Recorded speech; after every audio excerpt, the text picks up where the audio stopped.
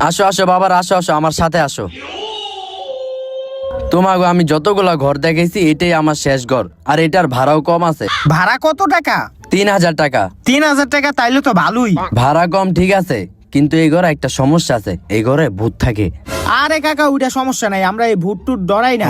না ডরাইলে তো ভালোই, তাইলে তোমরা থাকো। আর আগের বাড়িটা ঘরে কিছু মাল সামান রেখে গেছে, চাইলে তোমরা ওটি ব্যবহার করতে পারো। আচ্ছা তাইলে তোমরা থাকো, আমি গেলাম। ভালোই, আয় ঘরে আয়। রুমটা পুরো অন্ধকার, রুমের লাইটটা জ্বালাই।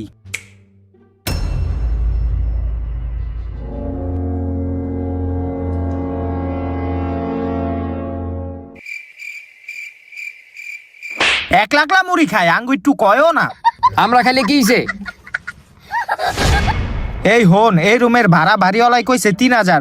আমরা যেহেতু 3 জন থাকবো, তাইলে আঙ্গু 3 জনের ভাগ করে ভাড়াটা দিতে হইব। আমরা দিব